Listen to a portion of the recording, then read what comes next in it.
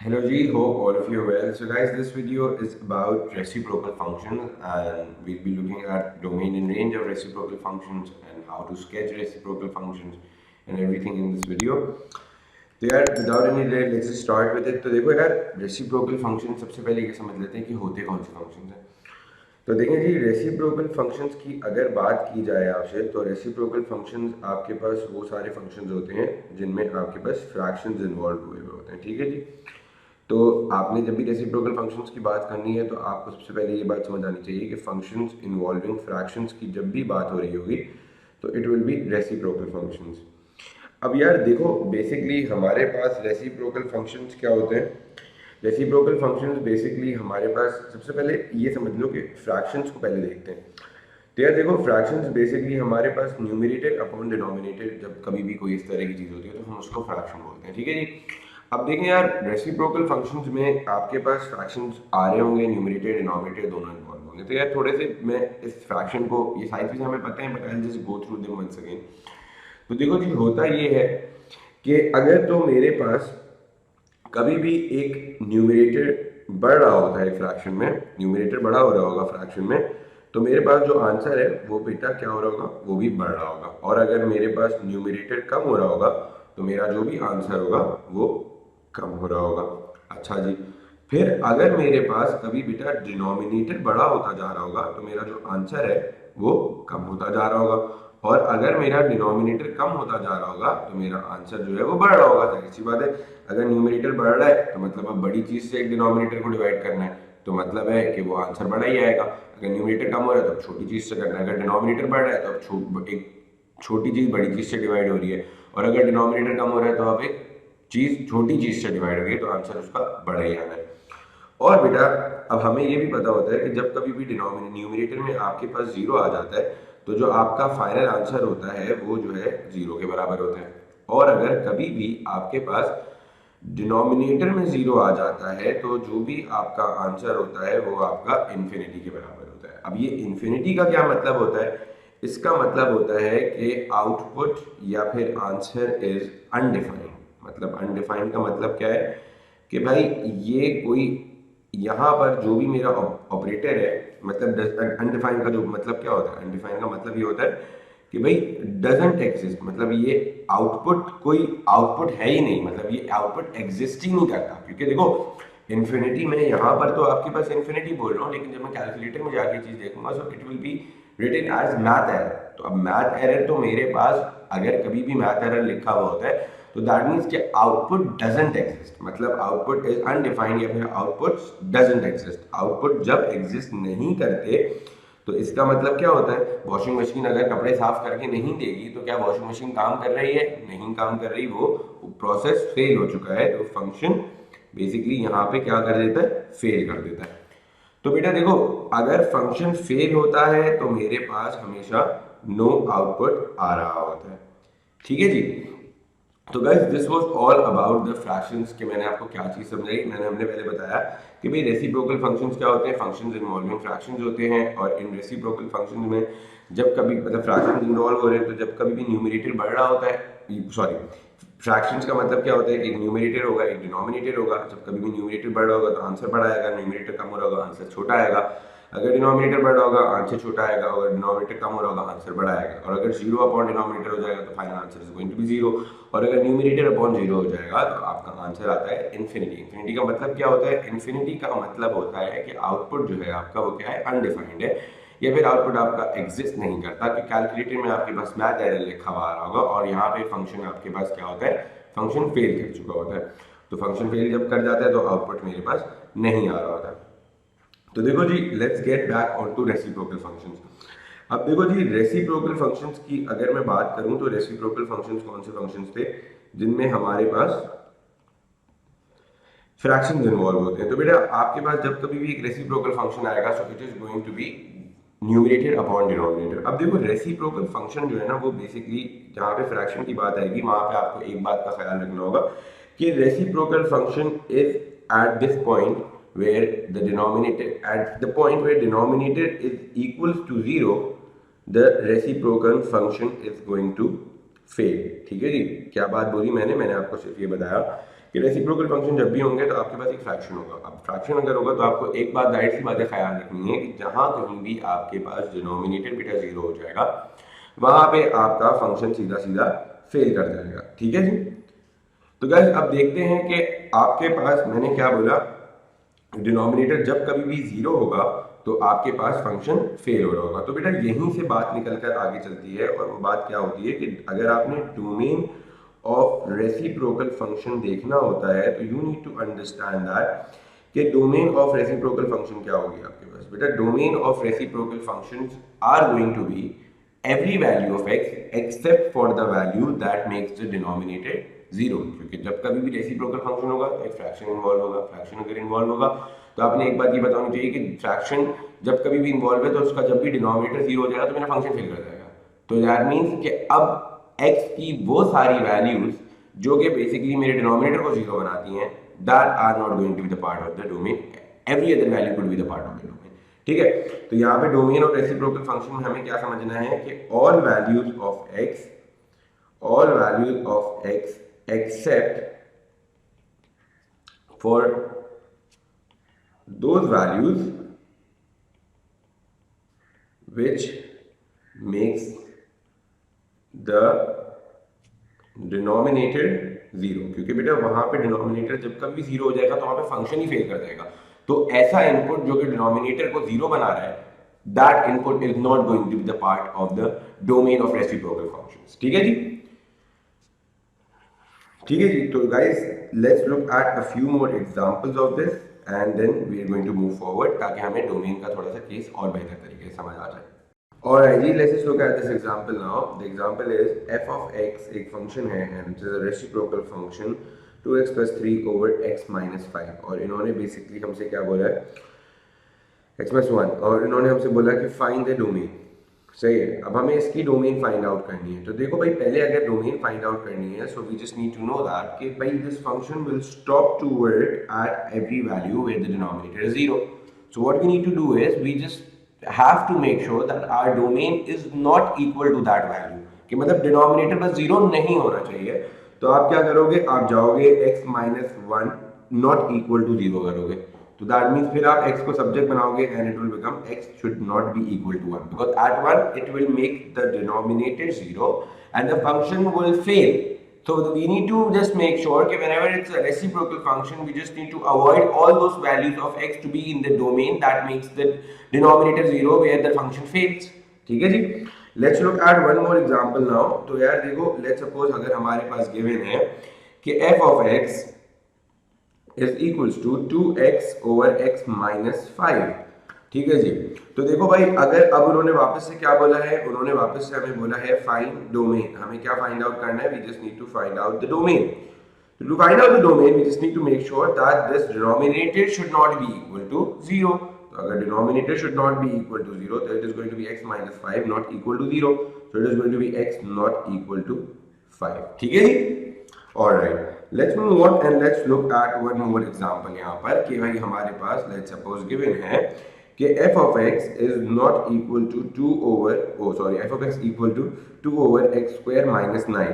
अब क्या करना है हमें वापस से we need to find out the domain of this। तो भैया डोमेन फाइंड आउट करने के लिए we just need to make sure of one thing that this denominator should not be equal to 0। तो बेटा आ जाओ, डिनोमिनेटर अगर should not be equal to 0 का मतलब ये होगा कि x minus 9 whole square should not be equal to 0। तो भाई x की क्या वैल्यू रखूं, तो यार इसको देखो दो तरीके से कर सकते हैं। लेट्स जस्ट फैक्टराइज इट और we can just like write it as this also and then the square rooting on both sides it will get us an answer of plus minus 3 and x should not be equal to plus and minus 3। is that clear? Alright, अब देखो यार let's move on and let's look at one more example कि अब मेरे पास let's suppose given है f of x is equals to 2 over x minus 2 into x plus 2। ठीक है जी। अब देखो यार यही वाला केस आया वापस से और इन्होंने फिर डिनोमिनेटर को basically we need to make sure that the denominator should not be equal to zero. हमें डोमेन फाइंड करनी है। ठीक है। So guys whatever we going to do is we just going to make denominator equate to not equal to zero, क्योंकि वो zero के बराबर नहीं होना चाहिए और वहां पे हमें सारी x की वैल्यूज चाहिए। तो basically it is going to be x should not be equal to 2 and x should not be equal to -2। ठीक है जी।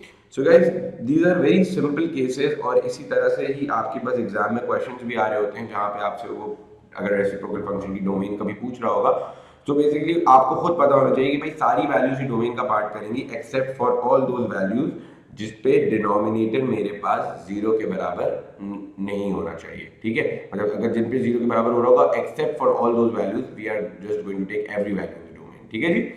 ऑलराइट ऑलराइट जी, let's just move on to now the range of reciprocal functions. तो देखो यार, range of reciprocal functions के लिए we just need to understand one thing कि रेंज का हमारे पास जब कभी भी क्वेश्चन आता है तो बेसिकली एक डोमेन गिवन होती है और उस सर्टेन डोमेन पे उसने हमसे रेंज मांगी होती है, ठीक है। तो यार देखो, रेंज पे जाने के लिए, रेंज वाले क्वेश्चंस पे जाने के लिए अगेन उसको आंसर करने के लिए there are two things that we need to always look out for. One is the sketch and the other one is the minimum and maximum value of the curve, right? We need to run after the minimum and maximum value of the function. तो यार देखो, minimum and maximum value. Alright ji, of the curve. तो देखो जी, for given domain. Let's move on and let's look at कि आपके पास इस reciprocal function की स्केचिंग कैसे हो रही होगी। To understand the sketching first of all we need to know कि आपके पास इस रेसिप्रोकल फंक्शन की स्टैंडर्ड फॉर्म क्या होती है। तो देखो बेटा, इसकी जो स्टैंडर्ड फॉर्म होती है ना, it is something of the sort कि f of x is equals to a over x minus h plus k। ये इसकी स्टैंडर्ड फॉर्म होती है, ठीक है।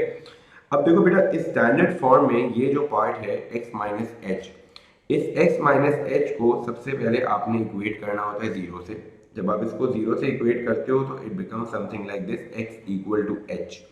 बेटा ये जो x इक्वल टू h है ना, this is the new y axis. क्या होता है ये कि आपके पास ये न्यू y एक्सिस होता है, या फिर किसी किसी केस में आप इसको वर्टिकल आइसमटोट भी बोल रहे होते हो, वर्टिकल आइसमटोट भी बोल रहे होते हो, ठीक है जी। आइसमटोट कौन सी लाइन होती है जहां पे बेसिकली कर्व इन्फिनिटी को अप्रोच कर रहा होता है, ठीक है जी। अब बेटा देखो, इसको आप ये भी बोल सकते हो कि vertical line parallel to y axis भी होती है, पैरेलल टू वाई एक्सिस। अच्छा जी, ये मैंने कही पहली बात इस कर्व की स्केचिंग से रिलेटेड, ठीक है। This is the first thing that I talked about.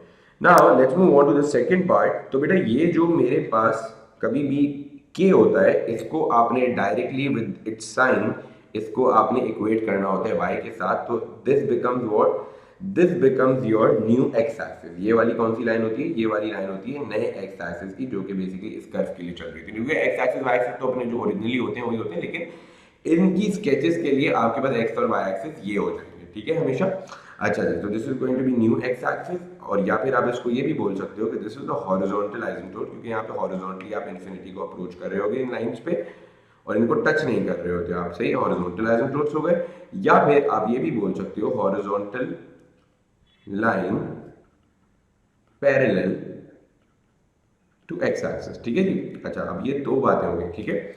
अब देखो बेटा, तीसरी बात में मेरे पास क्या होता है कि अगर कभी भी a ग्रेटर देन जीरो होता है, ठीक है जी, अगर मेरा पास a कभी भी ग्रेटर देन जीरो होगा तो वी नीड टू अंडरस्टैंड कि whenever a is going to be greater than zero, तो our curve, the sketch of the curve is going to fall in the first and the third quadrant, कि हमेशा first और third quadrant में आपके पास sketch बन रहा होगा, and it is going to be something like this. आपका sketch इस तरह की कोई चीज बन रही होगी, ठीक है, अगर आपका a ग्रेटर देन जीरो होगा। बेटा जी, अगर आपके पास इसी तरह से a लेसर देन जीरो कोई चीज बन रही होगी, so we need to understand that whenever it is going to be a lesser than zero, so the curve is going to fall in the second and fourth value, fourth quadrant, and it is going to look something like this. Is that clear to you guys? कि देखो भाई, क्या बातें करी कि आपके पास जब कभी भी एक स्केचिंग ऑफ रेसिप्रोकल फंक्शन की बात आएगी तो उसका स्टैंडर्ड फॉर्म हमारे पास इस तरह की कोई चीज नजर आ रहा होगा। अब स्टैंडर्ड फॉर्म को देखो बेटा, ये जो डिनोमिनेटर है it should be equal to zero and then it is going to be equated with denominator को आपने इक्वल टू जीरो करके x को सब्जेक्ट बनाया, तो आपके पास एक ही x इक्वल टू h की इक्वेशन आ गई। This is going to be the new y axis. फिर जो k है इसको आपने y से डायरेक्टली इक्वेट किया and it is going to become new x axis. और आपके पास अगर a ग्रेटर देन जीरो है, न्यूमरेटर पे जो भी constant है, अगर वो greater than 0 है, so that means it is going to fall, the curve is going to fall in the first and the third quadrant, but if it's lesser than 0 then it's going to fall in the second and the fourth quadrant. ठीक है जी? Alright जी, let's just look at an example now कि how are we going to sketch the graph of f of x 2 over x का graph हम सबसे पहले sketch करना सीखते हैं। याद रहे बेटा, आपके पास स्टैंडर्ड फॉर्म क्या थी? स्टैंडर्ड फॉर्म थी आपके पास a over x minus H plus के की स्टैंडर्ड फॉर्म थी। ठीक है, अब हम ये 2 ओवर x का ग्राफ बनाने लगे। देखो जी, अगर मैंने 2 ओवर x का ग्राफ बनाना है तो इस 2 ओवर x के ग्राफ को बनाने के लिए सबसे पहले I need to know that, I need to state that कि मेरे पास जो a है, जो न्यूमरेटर में कांस्टेंट है, that is going to be equal to 2। ये it is going to be equal to 2 है, और ये जो x है इसको मैंने डायरेक्टली बेटा 0 से इक्वेट करना है, तो x इक्वल टू 0 मेरे पास ये क्या हो गया? This is going to be my new y axis. ठीक है जी, अब ये मेरे पास y एक्सिस हो गया, और यहाँ पे इस कर्व के साथ एक 0 है ऐड हो रहा है, तो it is going to be also y equals to 0 and this is going to be my new x axis. मतलब मेरे पास एक्सिस तो इसके ग्राफ में चेंज नहीं हो रहे, जो ओरिजिनली एक्सिस होते हैं वही रहते हैं। तो बेटा now it is going to be something like this कि आपने यहाँ पर आके अपने एक्सिस बनाने हैं, और आपके पास a ग्रेटर देन 2 है, 0 है ऑफ कोर्स, तो this is going to fall in the first and the third quadrant. सही है जी, तो आपके पास जो ग्राफ होगा it is going to be कि अब इसका जो x एक्सिस और y एक्सिस होगा, x एक्सिस बेटा इसका ये होगा और y एक्सिस इसका ये वाला होगा, दैट्स मतलब जो ओरिजिनल है वही रहेंगे, and the graph is gonna look something like this. Graph आपके पास कोई इस तरह की चीज बन रही होगी इसकी। ठीक है, and this is how the graph is going to look like. ठीक है जी, alright, let's move on and let's look at one more example now कि अब हमारे पास इसी तरह का ग्राफ है, but now it is f of x equals to minus 2 over x। तो बेटा आप देखो, याद रहे आपके पास a जो है वो कोई चीज माइनस 2 है, दैट मीन्स नेगेटिव है, तो that means the graph is going to fall in second and the fourth quadrant. फिर बेटा उसके बाद मेरे पास x को इक्वल टू 0 करूंगा, so this is going to be what? This is going to be my vertical axis. सही, vertical, बल्कि इसको मैं बोल सकता हूँ न्यू एक्स एक्सिस बोल देते हैं, मतलब it is going to be a similar thing, so it is going to be new x axis. फिर मेरे भैया इसके बाद y इक्वल टू 0 है, तो y इक्वल टू 0 क्या होगा? It is going to be new y axis, तो मेरे पास ये आ जाएगा। ठीक है जी, अब देखो भाई, अगर मैं वापस इसको स्केच करने जाता हूँ, so my sketch is going to be of like my axis are going to be this and this only, वही जो पुराने एक्सिस है वही रहते हैं, बस it is going to fall in the second and the fourth quadrant. तो पहली वाली जिसके अंदर ये फॉल करेगा तो ये हो जाएगा, and this is going to be something like this. Is that clear भैया? Alright, let's move on. Alright जी, let's just look at one more example कि अब मेरे पास, let's suppose you're going to see that how are we going to sketch the graph of 2 over x plus 1 का graph. ठीक है जी, अब यार याद रहे, देखो यहाँ पे a जो है वो 2 के बराबर है, and it is going to be, so that means the graph is going to fall in the first and the third quadrant. The x is going to be equal to 0, and then it is going to be the new y-axis. Sorry, this is going to be the new y-axis, yeah, and then the graph of y, the new x-axis is going to be y equal to 1, क्योंकि इसको आपने y के साथ equate करना होता है, and this is going to be the new x-axis। तो देखो जी, अगर मेरे पास अभी जो ओरिजिनली x-axis और y-axis होते हैं वो तो ये लाइंस होती हैं, लेकिन मेरा y-axis क्या है? वही है जो ओरिजिनल रहा, तो मेरे पास it is going to be, my y-axis is going to be the same, but my x-axis is going to change, and now it is going to be some line y equal to 1 की जो line है, that is going to be my new x axis. तो ये line इस तरह की कोई चीज होगी, and let me shade it to mark as new x axis. ठीक है, अब देखो यार ग्राफ किस तरह से बनेगा। आपके पास graph is going to be something like this कि एक क्वाड्रेंट फर्स्ट वाला और एक क्वाड्रेंट थर्ड वाला, एंड दैट इज ऑल। ठीक है जी, तो ये दो चीजें आपके पास इस तरह से स्केच हो जाएंगी, एंड दैट्स ऑल। तो याद रहे ये मेरा न्यू x एक्सिस है, and the same old y axis is there, but the graph is going to fall in the first and the third quadrant. ठीक है जी, alright ji, now let's just move on and let's look at how are we going to sketch the graph of f of x equals to 3 over x minus 2 plus 1। ठीक है जी, अब देखते हैं कि इसका ग्राफ हम किस तरह से स्केच करेंगे।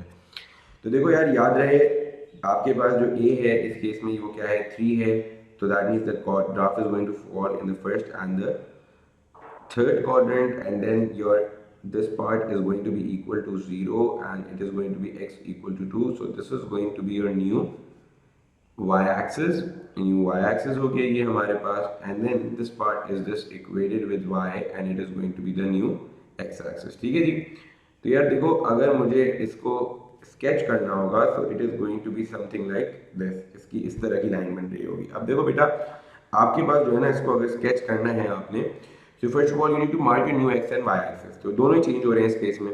तो बेटा एक्स एक्सिस मेरे पास बन रहा है वाई इक्वल टू 1 की line, so it is going to be this line, और मेरा जो वाई एक्सिस बन रहा है वो एक्स इक्वल टू 2 की लाइन बन रहा है, so it is going to be this vertical line. अब यार इसको हाईलाइट कर लेते हैं ताकि थोड़ा सा ना बनाना आसान हो जाए। तो if I highlight it, it is going to be this line and it is going to be this line, new x and y axis. और अगर मैं इसको जब स्केच करने जा रहा हूँ तो it is going to be drawn something of this sort. ये एक first quadrant and this is going to lie in the second quadrant, third quadrant. ठीक है जी। यार इसी से मिलता जुलता एक ग्राफ और स्केच करना सीख लेते हैं कि लेट्स सपोज अगर मेरे पास अब -3/x+2 का ग्राफ आता and I have to sketch this. ठीक है जी। तो देखो यार, यहाँ पे अगर इसको मुझे स्केच करना होता तो बेटा it is gonna become what now.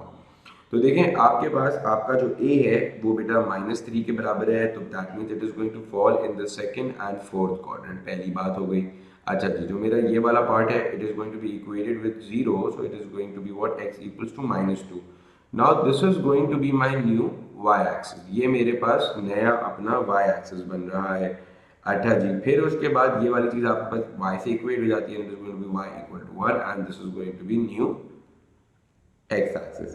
अच्छा भाई, अब देखो बेटा, अगर आपने इसको स्केच करना है तो स्केच करने के लिए it is going to be something like this. ये हमारे पास ओरिजिनल एक्सिस है। अब x इक्वल टू -2 की लाइन जो है वो मेरे पास कोई इस तरह की चीज बन रही होती है कि it looks something like this, and then y equal to 1 की जो लाइन है वो तो जो है वो इस तरह की दिख रही होती है। ठीक है, तो मेरे पास x एक्सिस और y एक्सिस मार्क हो गए भाई, बिल्कुल हो गए। अब इन x एक्सिस और y एक्सिस के हिसाब से this is going to be first, this is going to be second, this is going to be third, this is going to be fourth, right? My axis are going to fall in the second and the fourth. तो बेटा that means it is going to look like what, it is gonna look something of this sort कि ये आपके पास पहला और ये आपके पास दूसरा ग्राफ बन जाएगा। ठीक है जी, and that is how it is going to look like the graph of function my f of x equals to -3 upon x plus 2 plus 1. ठीक है जी। So guys, this was the sketching of the curve that you needed to understand in order to answer the questions of the range. अब मैं आपको ये sketching सिखा चुका हूँ, तो range is not that big of a thing that is left, and I am going to be covering that with past paper का practice. तो मैं रेंज के जितने भी प्रॉब्लम्स हैं, रेंज की जितनी भी एग्जांपल्स हैं, डिफरेंट टाइप ऑफ क्वेश्चंस हैं, वो मैं आपको पास्ट पेपर से करा रहा हूँ। So right after you are done watching this video, you need to switch on to beautiful questions of reciprocal functions, ताकि वहाँ पे आपकी रेंज के क्वेश्चंस भी प्रैक्टिस हो जाएंगे और इस तरह के सवाल आते हैं वो भी आपके वहाँ पे प्रैक्टिस हो जाएंगे। ठीक है जी। तो in this video we learn how to answer the domain का question and we learn how to sketch. Sketching was important because we need to sometimes sketch it also, and sometimes we, or like all the time we need to answer the range का question from the sketch. ठीक है जी। So guys, see you in the next video. Take care. Bye bye.